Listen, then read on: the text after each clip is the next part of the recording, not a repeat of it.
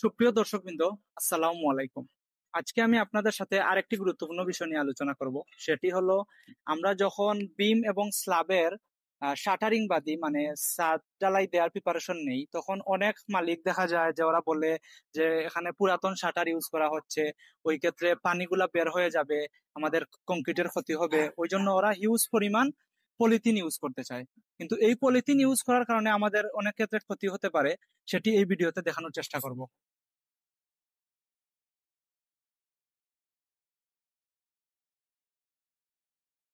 তো শাটারিং করার পর ছাদ এবং বিমে যদি আমরা পলিথিন বেশি ইউজ করি, ওই ক্ষেত্রে কি সমস্যা হতে পারে আপনারা আমাদের চোখের সামনে একটি এক্সাম্পল দেখতে পারেন। এই যে এখানে এই পলিথিন গুলা যখন আমরা প্রাইভেটর ইউজ করি, প্রাইভেটরের সাথে মুছে হয়ে যায় এবং ডালাইয়ের সাথে মিশে যায়।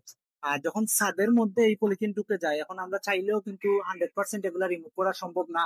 এখন ডালাইয়ের ক্ষতি হইতেছে, প্লাস আমাদের যখন আমরা প্লাস্টার করব, তখন প্লাস্টার এক সময় মানে ছুটে যেতে পারে, এই ধরনের সমস্যা হতে পারে। তাই এই ক্ষেত্রে আমরা খুবই সতর্ক থাকবো। এর বিকল্প আরেকটি আছে যে পালো শাটার স্টিল শিট ইউজ করেন, এবং পরবর্তীতে আমরা প্রতিটা জয়েন্টে জয়েন্টে চাইলে বর্তমানে টেপ কিনতে মিলে, ওই টেপ গুলা ইউজ করতে পারি যাতে পানি বেরিয়ে যেতে না পারে।